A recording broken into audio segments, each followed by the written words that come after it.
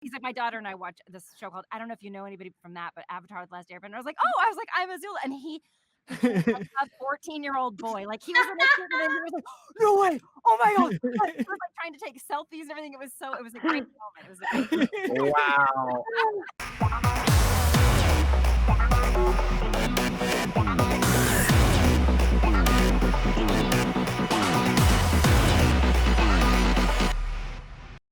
Welcome, friends and fans, to another episode of GalaxyCon Live, where we are bringing the convention experience directly to you.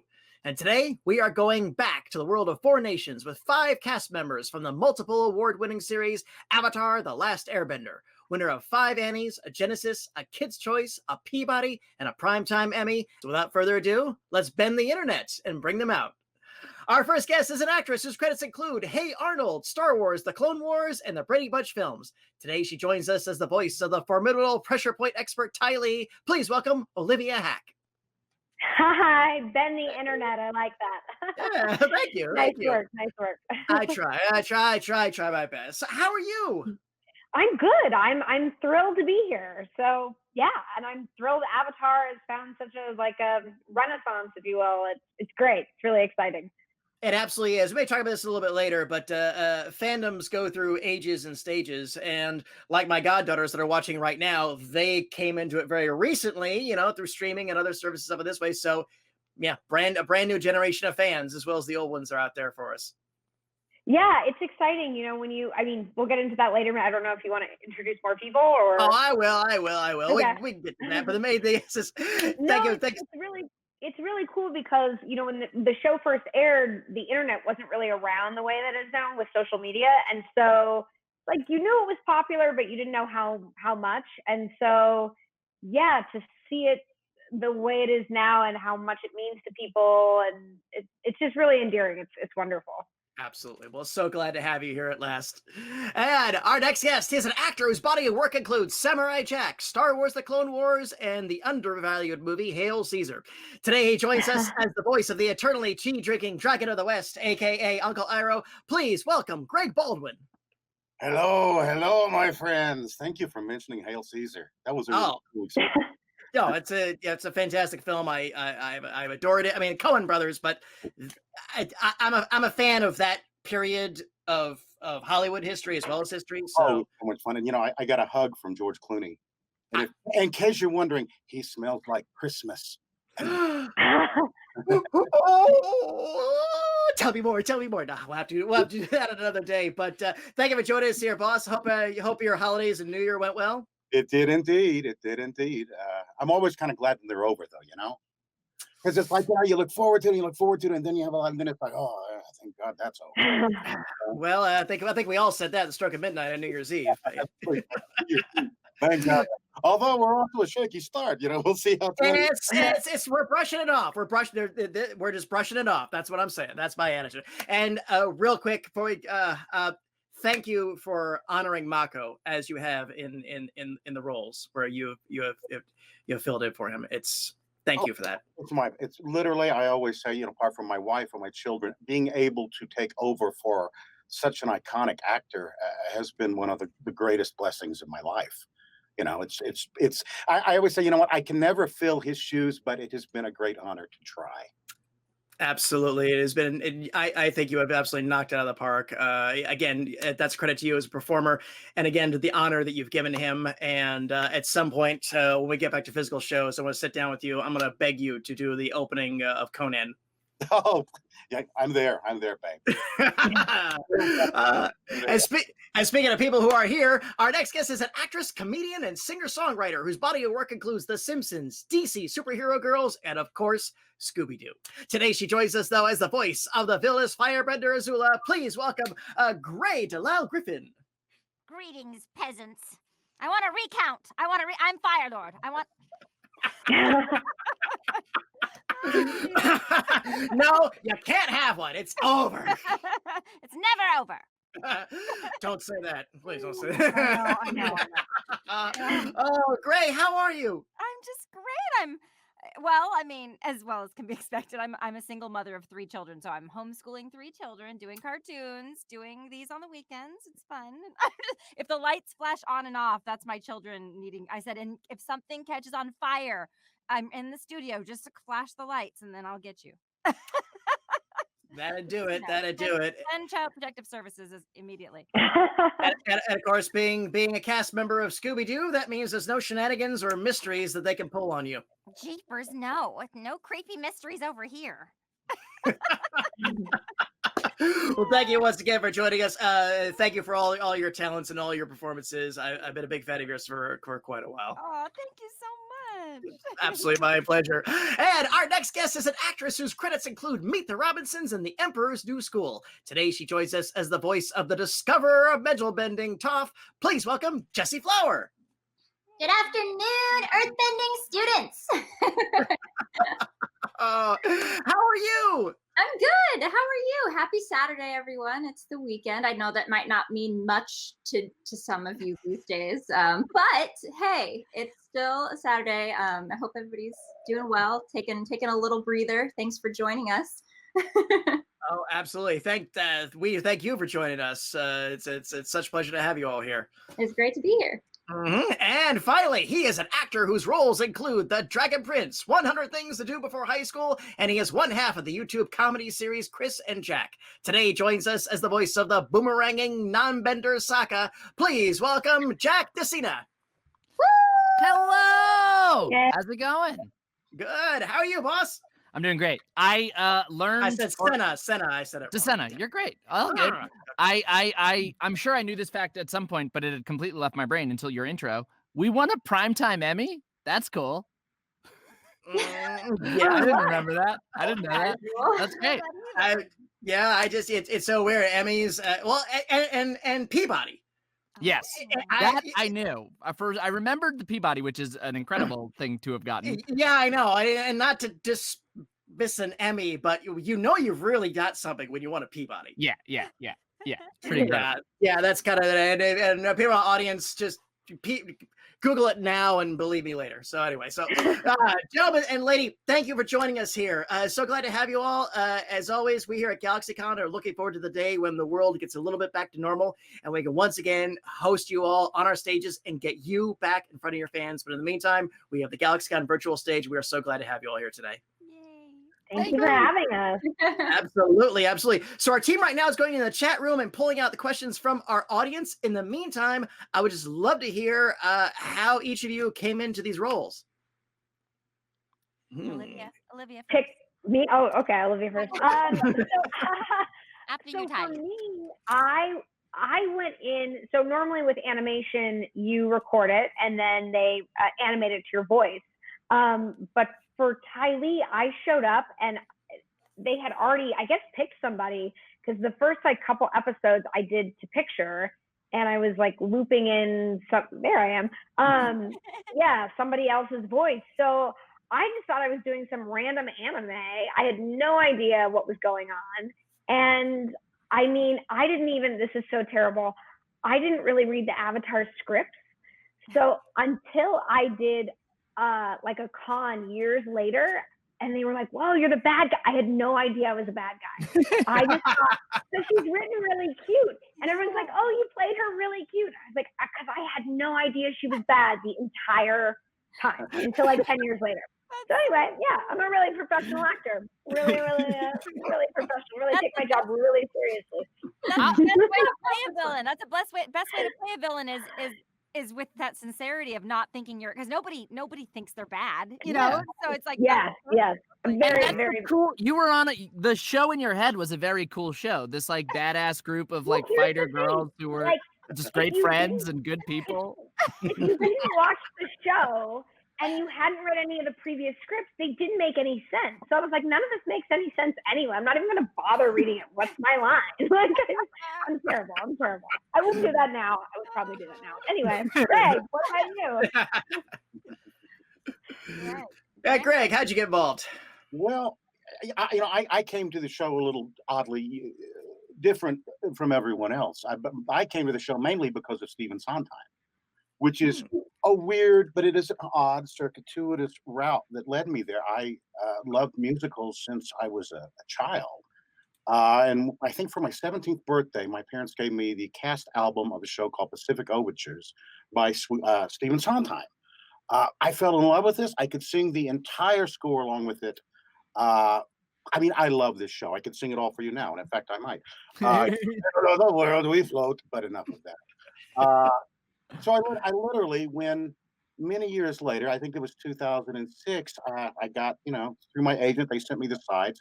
And I thought, well, that's weird that they're auditioning for this character, because I was a fan of the show. I would watch the show with my children long before I had any idea that I would end up voicing Uncle Iroh, because Mako voiced Uncle Iroh. And, they were looking for a Mako sound-alike, which I didn't think was that unusual, because sometimes these actors, they're not available for the session. Maybe they just need a pickup. He's not available. They just want to sound alike. And then I will never forget, I was literally at the San Diego Comic-Con with my son. We used to just go down there for fun.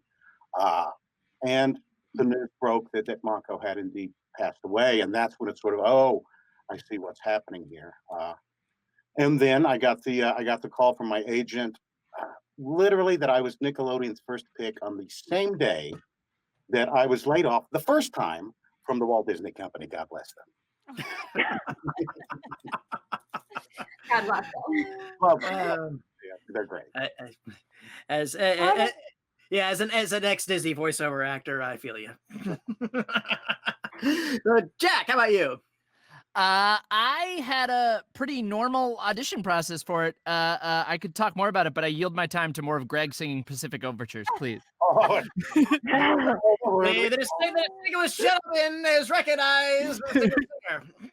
Yeah, no, I was I had just sort of started doing voiceover stuff a couple years before, and I was on a Nickelodeon live action show at the time, All That, which is their like long running sketch show. I was a regular on that all throughout high school, so I was like in that world a little bit and auditioning a bit for VO stuff, and then just was able to just regular process of a bunch of callbacks, and then they were bringing May and I, May Whitman, who played Katara, they were bringing the two of us in to like chemistry read with different Aangs for a while. So it was sort of like a long process before we really got going. But yeah, just very fortunate to get to audition for it.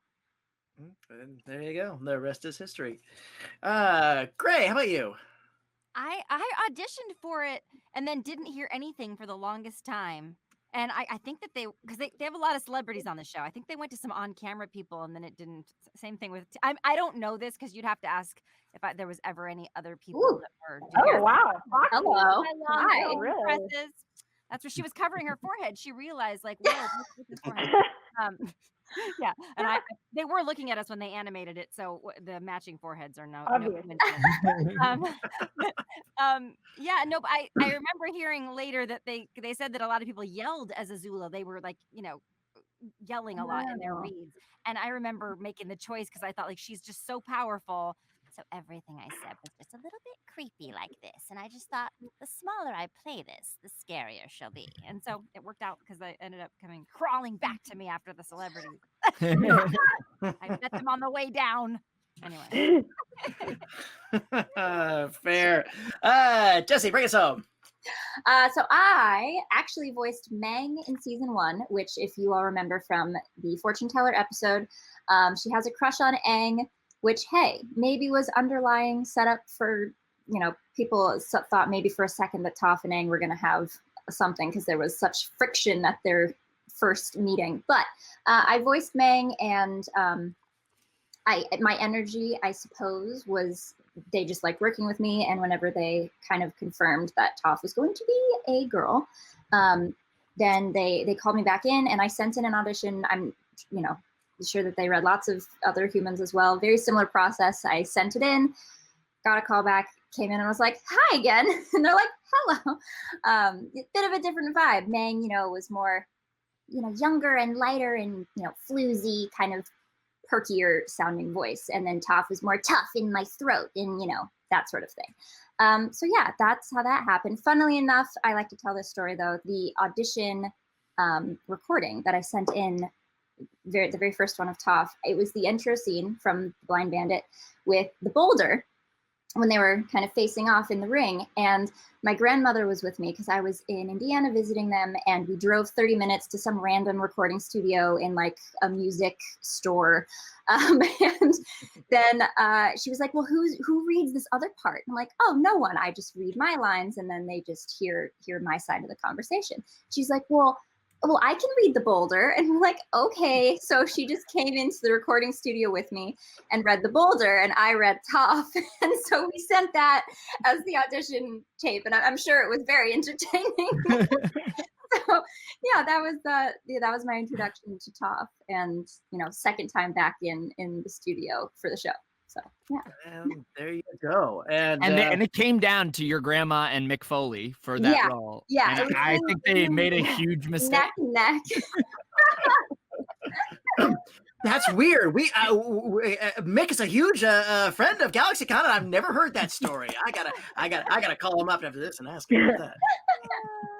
Yeah, I almost got a part on Avatar. No, he is. Sincerely, he's the boulder. No, yeah, I know. Oh yeah. But it was up for the other part. I got lost. It's all good. Listen, again, this show has got a wonderful and still thriving fandom. What's been your favorite moment with an Avatar fan? I don't know. I mean, I think people just talk about like how much it's meant to them over the years, and just hearing like nothing like in particular that stands out, but just that same kind of message over and over again of like, just, I don't know how much it matters to their life. I really, really value fan interactions. I think it's just such a lovely thing it's a privilege to be able to impact people in that way, especially like we didn't write it, I mean, we didn't, and people still respond to us in that way. And it's just, I don't know, I just feel really grateful about that in general. But no, I mean, I think there's a lot of teaching moments. And so it exposed people to a lot of things for the first time, and spirituality and all sorts of stuff. And just really neat. I don't know, somebody else. No, that's great. Yeah, totally agree. Like, I love hearing about, we made this thing in this time and in this place in a little booth in Los Angeles, and to hear like, here's where I was in the world when the show hit me and meant this specific thing to me and helped me through this thing or helped me connect with this person. I love hearing stuff like that. It's so cool to see this thing we made ripple out in that way, and to hear how other people experienced it. I just love that. Yeah, I mean, specifically with Toph, to her being blind, specifically when other people who experience either being blind or being deaf or just having a massive amount of anxiety, being like a stereotypical girl, and they feel like they don't fit into that. There've just been so many awesome moments where they're like, when Toph came on to the show, like it came alive for me because I just resonated with her so strongly, because she just didn't let anything stop her from being awesome. So those are really cool moments when I get to talk to people who are just like, yeah, she just became a role model because she was kind of her own thing, and that just gave me a lot of confidence, which is that's priceless. What can you say to that? Because parents and kids liked it. It was a bonding thing for a lot of parents and and I've heard from so many people who either their child or their parent or something went through an illness or something really like and that they watch that together just to sort of decompress from treatments or whatever and it just touches me so much because like Jack said, like we're just in this little booth. We just have no idea what kind of it's like when you're on a podcast and you just give a little bit too much information. Have you ever had that? Because we're like, we're in this guy's living room. Nobody else is here. And then you get an angry letter from your aunt, like someone at my church just heard a podcast. Anyway, oh my God. Like you just feel so. Not that that's ever happened to you or anything. No. It's just not personal account. It's just oddly specific. But no, you just have no idea how many people you're reaching and what the effect it's having. And for such a long, this is other than Scooby-Doo, this is like the longest. Yeah.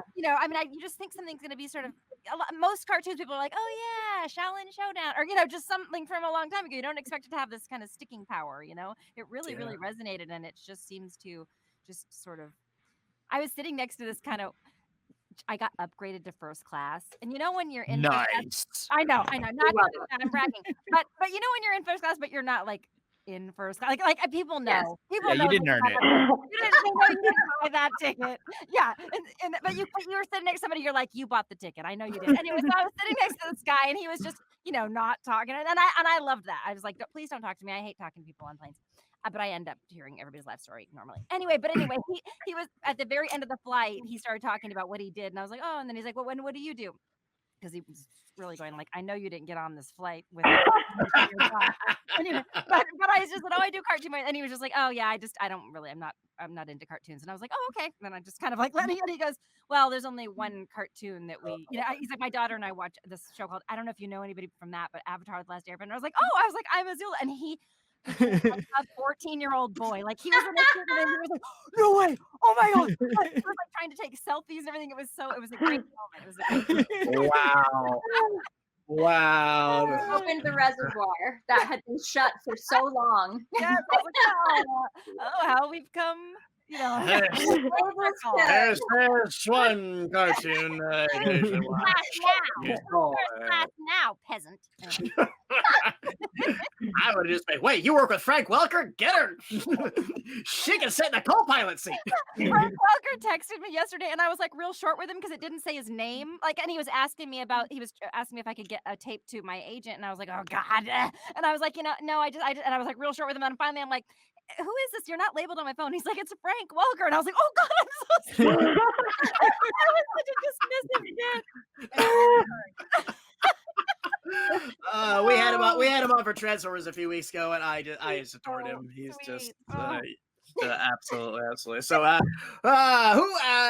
Greg, have we heard from you yet? I mean, I agree with what everybody said. I always knew, again, because I used to watch the show before I was on it, that it was a beautifully written show, beautifully created show. But I didn't really realize the power of the show till I started actually meeting the fans at this con. And I realized, Uncle Iroh is more than he's almost like a father figure to a generation. 100%. And I think it really hit me. I'm on Twitter probably more than I should be. But I got a PM one night. This was probably about a year and a half ago. And it said, Mr. Baldwin, I'm sorry to bother you, but you voiced Uncle Iroh. I didn't know who else. My father died last night. Can you say something to me that makes me feel better?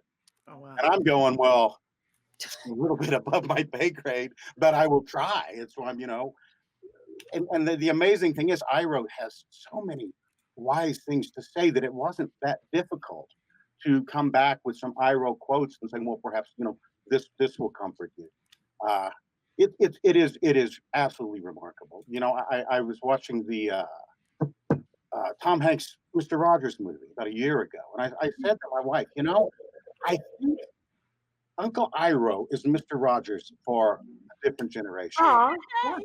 Yeah. Because his lessons are the same. It's be kind to each other, and every single human being has worth. Zuko has obviously worth. Azula has worth. Everybody has worth. And I think that is the power of the show, and it's been so amazing to watch, and it just keeps steamrolling and getting bigger and bigger.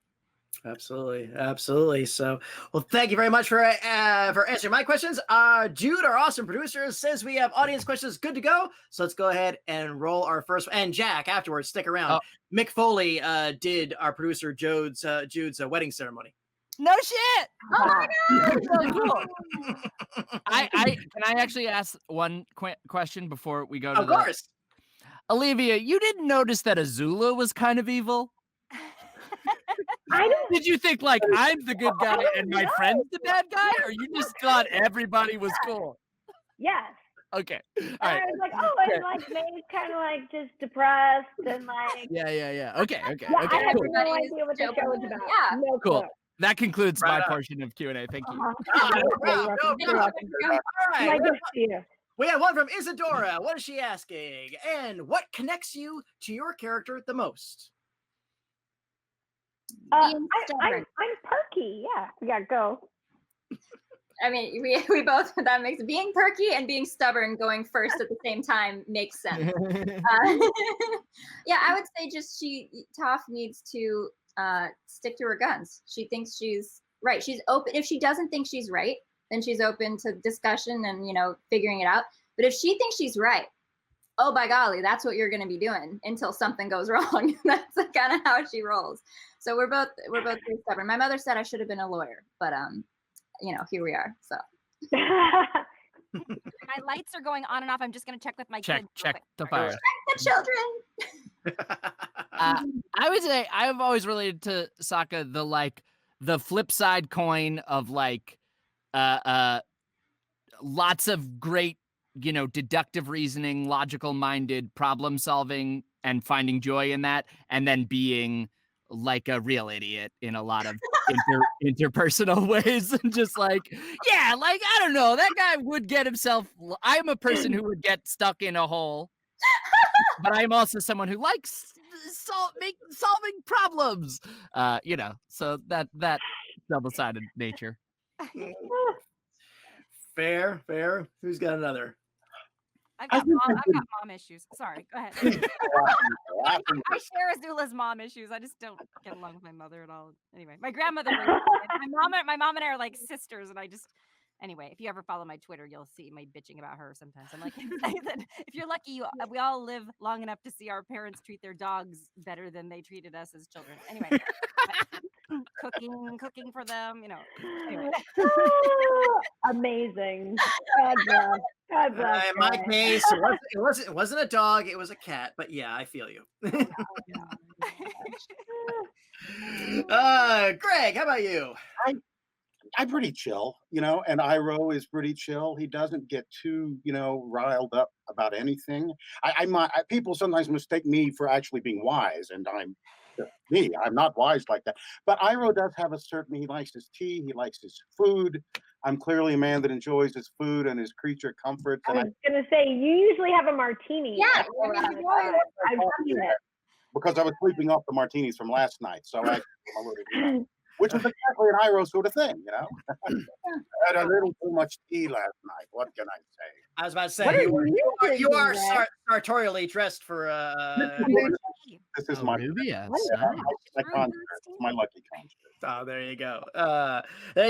Olivia, do you have anything else to throw in? Just, cute but lethal. That's me. All right. Watch your back. I mean, look at that. Definitely convinced you're the good guy. Watch your back. Uh-huh. You're wearing an appropriate top today for that. Oh, yes, I am. I'm wearing my mood. Ooh. Isadora, thank you. Great question to start us off with. And here's one from Brock. What element would you want to bend?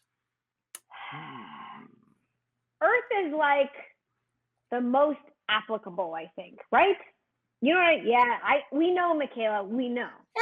We know. Calm down. But I feel like it has the most applications in terms of it's the most useful, right? Jack's looking at me like I'm wrong. It depends on if you get hurt a lot. All of the things are there pretty much all the time, right? You can have access to water, but fire, they can produce the fire, right? So I feel like Earth is useful. Earthquakes, I don't know. Yeah, and once you get into metal bending and here's one they never explore, but graphite pencils. You could just erase pencils. I mean, that's pretty good, right? Yeah, that's pretty good. Pencils, no, indeed. I think I'm a water bending guy. And once you, not that I would enjoy blood bending, but the idea that water is this foundational element that, I don't know, you could bend food. Most of that contains water. Yeah, all right. That's fair. Fishing is really easy for you. Yeah. That's fair. That's fair. Gray, we have some new panelists. Would you like to introduce us? Oh, God. Really quickly, and then you have to go out. Okay. Say hi. Hi. Hi. Hi. Hi. They're great. All right. now they know it's no big deal. Oh, I know. I have to open the studio door for them. Sorry. Okay. Children. Indeed. Jessie, how about you? What element do you want to bend? I'm pretty, I'm pretty with Olivia on this front. I think it's super helpful. You just, you can make your own house. You can throw up a defense really easily. It's, a nice shelter. There's trees. I also like nature and being like in the mountains and being rock climbing, all that jazz. So, it's just fun. Yeah. And I feel like it'd be really cool to literally move mountains. So. Just want to say, waterbenders can also make their own houses. Igloos are houses, so Oh yeah, but I don't like cold. I don't like cold. I like to be warm. No, I'm just throwing that out there. Greg, how about you? I like the intangible nature of air and the fact that it's something that's real but that you can't see. And I like that. That's always intrigued me. But I think probably, especially in light of the world today, I think being able to shoot fire at people might actually be a handy skill to have. I'm just saying. That's a little more aku than Iroh, but that would be a handy thing actually. That could be. Oh, great! We never got your bend element. I'm gonna have to say water just because of global warming. I'm building this cabin near Bend, Oregon, and there was just this gigantic. I'm coming. Oh, you're coming. Oh, you are coming. It's an A-frame. It's gonna be all mid-century. You're gonna love it. I'm coming. But I'm now building a pond because there was this gigantic fire, and I'm like, because I was getting closer and closer. It was like 10 miles from my house. So yeah, water is gonna serve me well in the apocalypse. So. But that's the place they say is Oregon is like it's safe from global warming and everything. Well, like smart, Greg. I hope so. Let's hope it doesn't get that far. Come to my art commune. Okay. Because I'm in Florida, so I'm really in. Oh, you're You're screwed. Yeah. But regardless of which, Brock, thank you. Really fun question for us.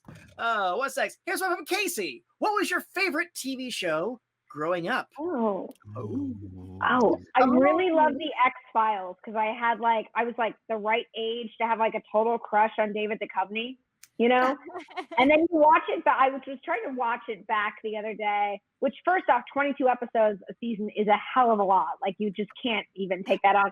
But the 90s, like the shirts and everything. But yeah, I'll still, I get down for some David Duchovny. Anyway, so that's probably it. Yeah. Hey, we had Anderson on in early December, and she was lovely. She was absolutely lovely. Nice. I've met her in backstage at conventions. She's very nice, very nice. She could be a bitch, and I'd still love her. She's amazing in The Crown. Okay, she's not. Who's got another? All that, which I then had the privilege of being on. Like the reason I wanted to be on is about your own show. Jack. It was on for like 6 years before I was on. It was my favorite show, and then I auditioned. I got whatever.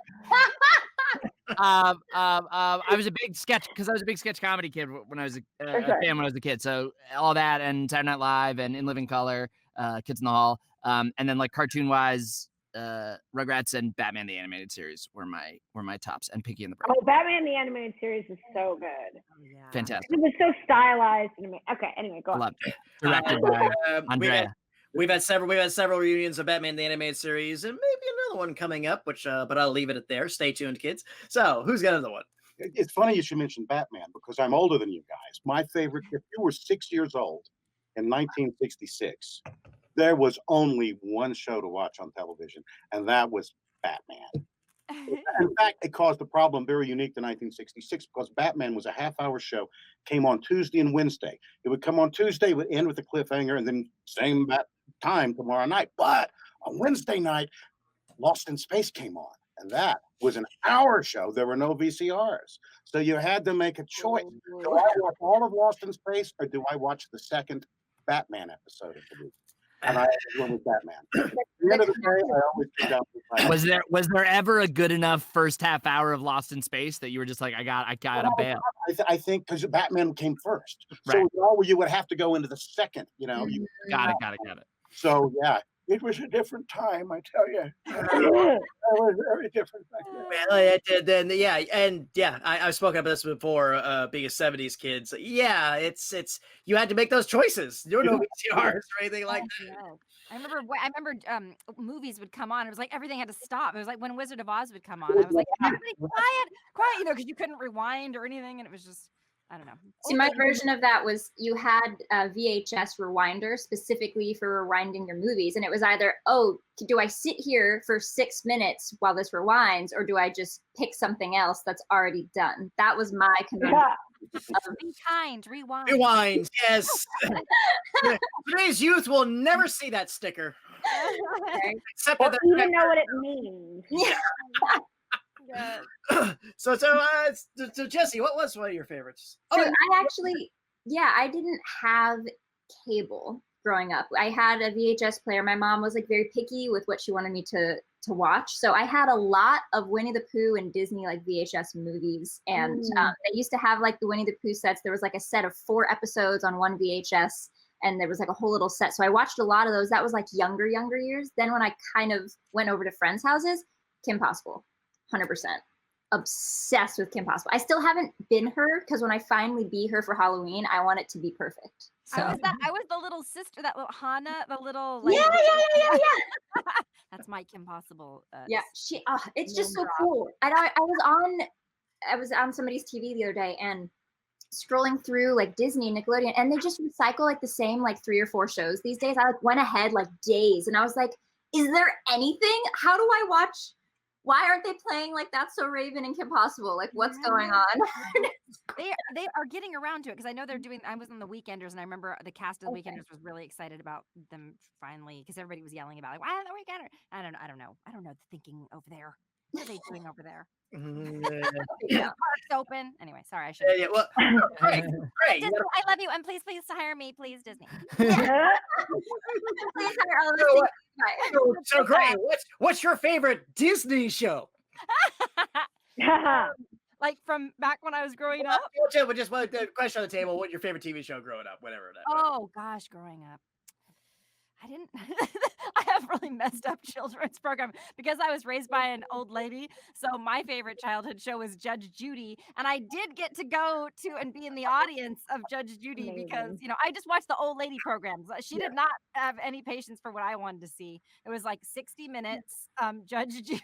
Like anyway, and my best reading was Reader's Digest. Like, kids say the darndest things. I am one, but also I can recognize that kids say the darndest things. Anyway, I probably don't even know what I'm talking about. That's amazing. Please tell me Lawrence Welk was also on her list. Oh yes. I get so that sketch with my grandma always talked about the sisters and brother, the twins that were married, that would always perform on there, and she would always say that. I'm like, yeah, I know. I would come on, and I'd be like, she's about to say the thing about the twins that are married out there.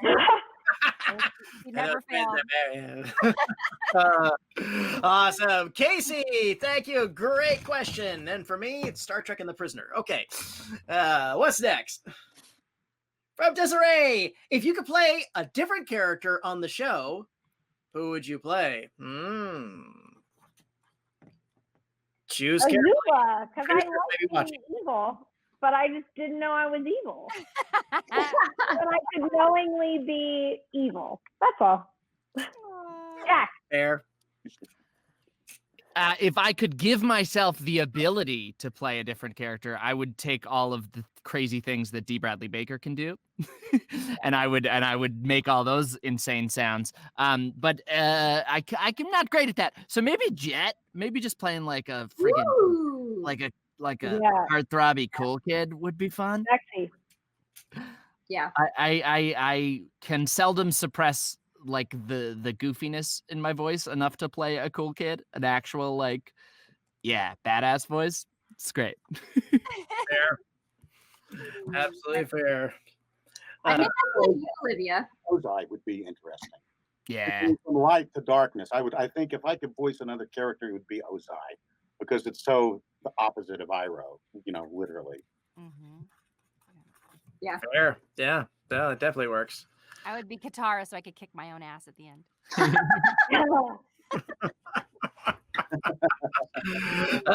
Jessie, bring us home. Yeah, no, I've said this before, but I would love to play Ty Lee. I'd love to be you, Olivia, because she's just fun, and she's probably one of the lightest characters. I mean, she has her own backstory. She has her moment where she's like, I had a bunch of crazy sisters and I didn't get enough attention and like had to make my own way in the world. But whenever she like shows up, she's just there to have a good time and just like live her life, And I'm like, that she's fun. I like Ty Lee a lot. Nice. Desiree, thank you. Great question. And I think we have time for one or two more, so let's see what's next. Here's one from Jimmy. Have you ever pulled inspiration from a prolific figure or someone you knew when developing a character voice? And this can extend to your entire inventory of animation. Yes, I play an acting teacher on Loud House named Mrs. Bernardo, and she's directly just my Shakespeare teacher from my acting conservatory, Gale Fury Childs. Yeah, and it's funny because somebody who went to that school was like, Mrs. Bernardo sounds just like Gale, and I was like, yes, it is Gale. Wow, that's amazing. Nice. Who's got another? I actually, for the Kronk's New Groove and Emperor's New School character, I played Chaka, Pacha's daughter with the stick pigtails. And I just copied her voice because it was so fun and squeaky. And she's like, that's not as impressive as my least too. See? Like that whole thing. I love just doing all of her little lines. And then an audition came up, they needed a replacement because the girl's voice got too low. Because, that's a very high voice to continue doing. You have to keep that one warmed up if you're going to keep doing it. So yeah, I'd been doing that like on my floor, just back at the TV for about a year or so, half a year. And then it came in handy. So I literally just copied that voice actress, which ended up working. So there you go. There you go indeed. Jack, what you got? Nothing's immediately springing to mind. I'm searching. No worries. I'm searching. I'm there with you, Jack. scanning. I feel like I play a lot of kids. Like I couldn't do a deep woman adult voice if I tried. yeah. And so I just like listen to kids a lot when they talk and their little soft palates and all that kind of stuff. Yeah, I can't be I'm not a grown up. I don't know. Right? There was a character that I voiced on Clone Wars. He was a Jedi Master called Terras Sinube, and he was very, very old indeed. Almost as old as Yoda, is what I was told. And if you listen to the voice, you will realize that I'm actually simply doing an impression of Richard Harris. I got it immediately, by the way. The second you started, I was like, oh, Richard Harris. There you go. It's Very good. It's a very good Richard Harris. Wow. Thank you. Keep going, boy. Camelot, run, boy, run! All right, Jack. Did you pull one, or are you just? Oh no, it didn't happen. You just pull. You just pull from the ether, man. Yeah, I mean, I definitely like. I definitely think there's attitude stuff that I'm thinking like this guy's sort of like this friend I grew up with. I do that sort of stuff. Sure. And then how that affects the voice is not necessarily tangible in a very. I'm like genuinely very bad at impressions. Like the only time I've ever booked a sound alike Show. I know. I do character shit. It's just like never. I do lots of voices. Just like the precision is something I like to dance all over the place. No, absolutely fair. I mean, for me, I start with Hans Conried as a base sometimes and go from there. If anyone's old enough to remember him. And Jimmy, thank you. Great question. And GalaxyCon viewers, this has been my time with the cast of Avatar: The Last Airbender panelists. This has been absolutely wonderful. Any final words for our audience before we go backstage? You're all It's bad. been a pleasure. Keep your knees high, Twinkle Toes. Join me for a cup of tea. Don't flatter yourself. You were never even players. Sorry, I stepped on Ty Lee. And as Azula is wont to do. Go ahead, Ty Lee. Your auras are very pink. I'm just gonna walk out of the room backwards. What a try.